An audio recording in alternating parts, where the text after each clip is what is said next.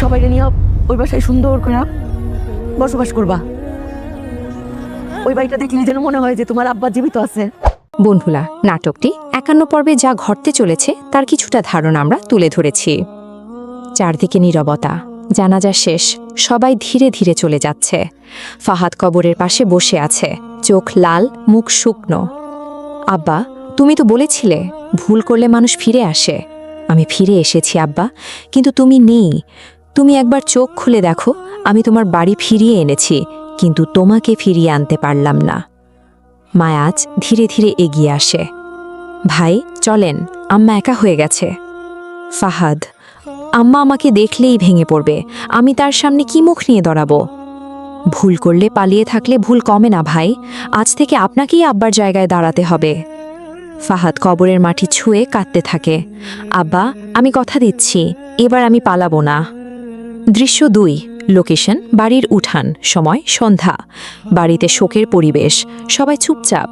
আম্মা এক কোণে বসে আছেন, তার হাতে দুলজার আহমেদের পুরনো চশমা।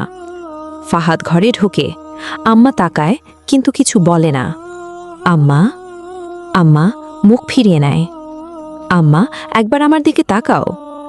আম্মা, তোর দিকে তাকালে আমার স্বামীর মুখ মনে পড়ে, যে মানুষটা তোকে নিয়ে এত স্বপ্ন দেখত, তুই সেই মানুষটার বুক ভেঙে দিয়েছিস। আম্মা, আমি ভুল করেছি, কিন্তু আমি সব ঠিক করব। আম্মা, সব ঠিক করবি? মরা মানুষ ফিরিয়ে আনতে পারবি? তোর আব্বাকে আবার এই ঘরে বসিয়ে চা খাওয়াতে পারবি? ফাহাদ চুপ হয়ে যায়। আম্মা, তোর আব্বার শেষ রাতেও তোর নাম নিয়েছে, বলেছিল ফাহাদকে বলো মানুষের সব হারালেও বিবেক হারানো যাবে না। ফাহাদ হাঁটু গেড়ে বসে পড়ে। আম্মা, আমাকে শাস্তি দাও, গালি দাও, মারো, কিন্তু আমাকে দূরে সরিয়ে দিও না। আম্মা, দূরে তো তুই নিজেই চলে গিয়েছিলে বাবা। দৃশ্য 3, লোকেশন ফাহাদের ঘর, সময় রাত। ফাহাদ একা বসে আছে, টেবিলে বাবার পুরনো ঘরে। মায়া দরজার পাশে দাঁড়িয়ে। তুমি সারাদিন আমার সঙ্গে একটা কথাও বলনি।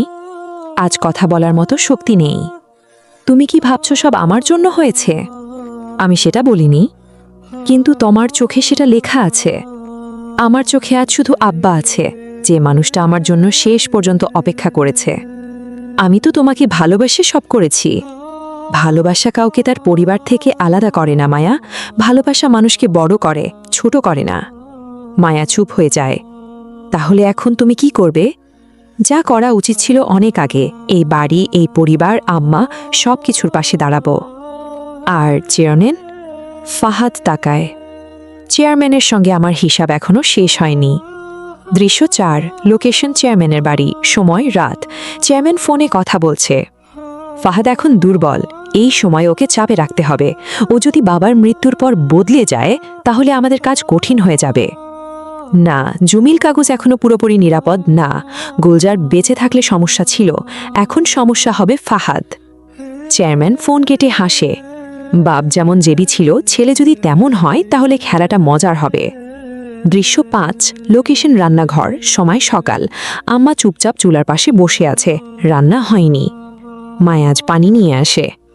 আম্মা, কিছু খান। তোর আব্বা ছাড়া খাবার গলায় নামে না। আব্বা চাইতেন না আপনি এভাবে ভেঙে পড়েন। তোর আব্বা কখনো আমাকে একা রাখেনি, আজ ঘরের প্রতিটা জিনিসে ওর শব্দ শুনি। ফাহাদ দরজার কাছে দাঁড়িয়ে সব শুনছে।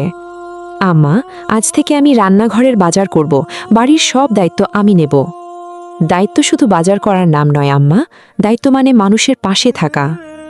আমি শিখব আম্মা, আব্বা আমাকে শেষ শিক্ষা দিয়ে গেছে। দৃশ্য 6, লোকেশন সামিরের দোকান বা অফিস, সময় দুপুর। সামির কাগজপত্র দেখছে। ফাহাদ আসে। কেমন আছো? ভালো থাকার অভিনয় করছি। তোমার বাবার কিছু কাগজ আমার কাছে আছে, তিনি কয়েকদিন আগে রেখে গিয়েছিলেন। ফাহাদ অবাক হয়। আমার আব্বা? সামির একটি ফাইল দেয়। তিনি বলেছিলেন যদি তার কিছু হয় এটা যেন তোমার হাতে দিই। ফাহাদ ফাইল খুলে দেখে, কিছু জমির কাগজ, কিছু লিখিত নোট। চেয়ারম্যান আমার জমির উপর নজর দিয়েছে, ফাহাদকে ভুল পথে টানার চেষ্টা চলছে। আমার ছেলে ভুল করতে পারে, কিন্তু সে খারাপ না। ফাহাদের চোখ ভিজে যায়। আব্বা শেষ পর্যন্ত আমাকে বিশ্বাস করতেন।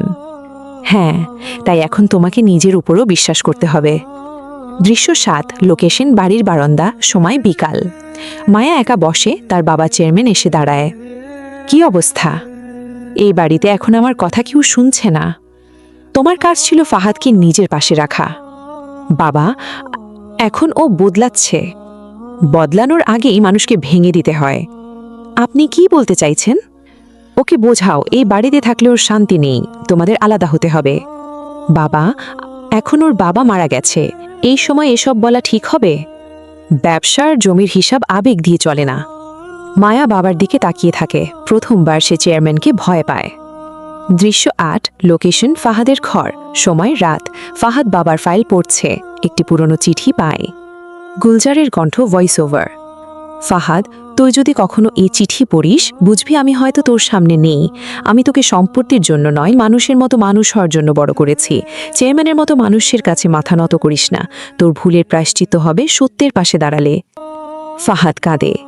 আমি দাঁড়াবো আব্বা, যত দেরিই হয়ে যাক, আমি এবার সত্যের পাশে দাঁড়াবো। দৃশ্য ৯, লোকেশন ড্রয়িং রুম, সময় সকাল। মায়া ফাহাদের সঙ্গে কথা বলতে আসে। আমরা চাইলে আলাদা থাকতে পারি, এই বাড়ির পরিবেশ তোমার জন্য ভালো না। এই বাড়ির পরিবেশ খারাপ না মায়া, খারাপ ছিল আমার নির্দেশন। তুমি কি সারা জীবন অপরাধ বোধ নিয়ে থাকবে? না, আমি অপরাধ বোধকে দায়িত্বে বদলাবো। তুমি কি আমার বাবার বিরুদ্ধে দাঁড়াবে? যদি তোমার বাবা অন্যায় করে থাকে, হ্যাঁ। আর আমি? তুমি আমার স্ত্রী, তুমি চাইলে আমার পাশে দাঁড়াবে, না চাইলে অন্তত সত্যের পথে বাধা দেবে না। মায়া চুপ হয়ে যায়। দৃশ্য ১০, লোকেশন চেয়ারম্যানের অফিস, সময় দুপুর। ফাহাদ চেয়ারম্যানের অফিসে ঢোকে। আরে ফাহাদ, এই অবস্থায় তোমার বিশ্রাম দরকার ছিল। বিশ্রাম পরে হবে, আগে কিছু হিসাব পরিষ্কার করি। কি হিসাব? আমার বাবার জমি নিয়ে আপনার এত আগ্রহ কেন? চেয়ারম্যান হাসে। তুমি এখন আবেগে আছো, তোমার বাবা তো বুড়ো মানুষ ছিলেন, অনেক কিছু ভুল বুঝতেন। আমার বাবা মানুষ চিনতেন, ভুল আমি বুঝেছি। সাবধানে কথা বলো। এবার আমি খুব সাবধানে চলবো, কারণ আমি জানি আমার সামনে শুধু শত্রু না, মুখোশ পরা মানুষও আছে। চেয়ারম্যানের মুখ শক্ত হয়ে যায়। দৃশ্য ১১, লোকেশন বাড়ি, সময় বিকাল। আমরা নামাজ পড়ে দোয়া করছেন, ফাহাদ পাশে বসে। আম্মা, আমি চেয়ারম্যানের সঙ্গে কথা বলেছি। কেন? আব্বার কিছু কাগজ পেয়েছি, তিনি চেয়ারম্যানকে বিশ্বাস করতেন না। আম্মা চমকে ওঠে। তোর আব্বা কয়েকদিন ধরে চিন্তায় ছিল, রাতে ঘুমোতো না, বলতো আমার পরে বাচ্চাদের কি হবে। আম্মা, আপনি কিছু জানেন? একদিন চেয়ারম্যান এসেছিল, তোর আব্বার সঙ্গে খুব নিচু গলায় কথা বলছিল। তারপর তোর আব্বা অনেকক্ষণ চুপ ছিল। কি কথা? শুনতে পাইনি, শুধু দেখেছিলাম তোর আব্বা বলেছিল আমি বেঁচে থাকতে আমার ছেলেকে বিক্রি হতে দেব না। ফাহাদের চোখ কঠিন হয়। দৃশ্য ১২, লোকেশন রাস্তা, সময় সন্ধ্যা। মায়াজুদ সামির হাঁটছে। ভাই বদলে যাচ্ছে। এই বদল দরকার ছিল, কিন্তু ভয় লাগছে। চেয়ারম্যান সহজ মানুষ না।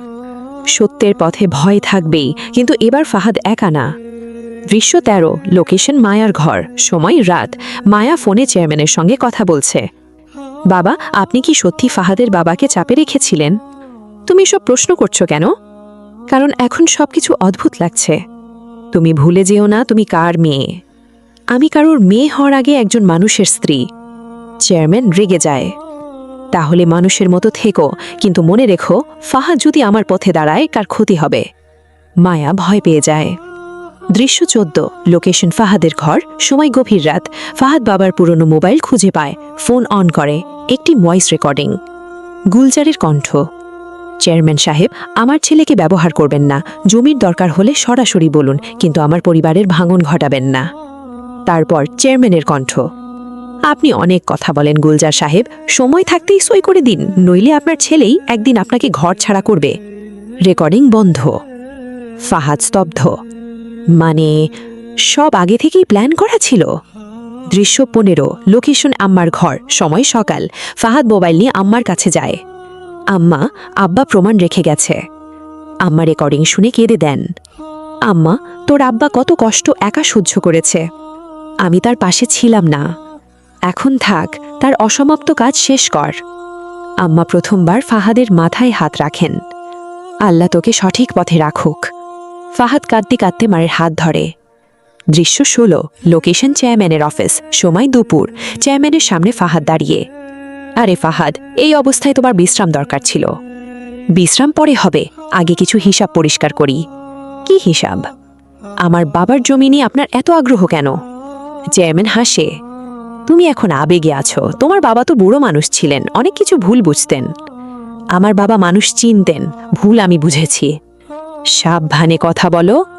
এবার আমি খুব সাবধানে চলবো, কারণ আমি জানি আমার সামনে শুধু শত্রু না, মুখোশ পরা মানুষও আছে। চেয়ারম্যানের মুখ শক্ত হয়ে যায়। দৃশ্য 17, লোকেশন বাড়ি, সময় বিকাল। মায়া ফাহাদের সামনে দাঁড়ায়। আমি চেয়ারম্যানের সঙ্গে কথা বলেছি। কি বলেছে? তোমার ক্ষতি করার হুমকি দিয়েছে। ফাহাদ চুপ।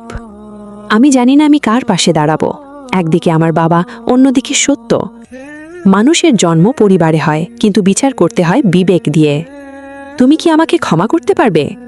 ক্ষমা একদিনে আসে না, তবে তুমি যদি সত্যের পাশে দাঁড়াও, পথ খুলবে। দৃশ্য 18, লোকেশন মহল্লা, সময় সন্ধ্যা। ফাহাদ কয়েকজন প্রতিবেশীর সঙ্গে কথা বলে।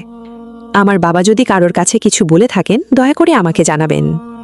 এক বৃদ্ধ প্রতিবেশী এগিয়ে আসে।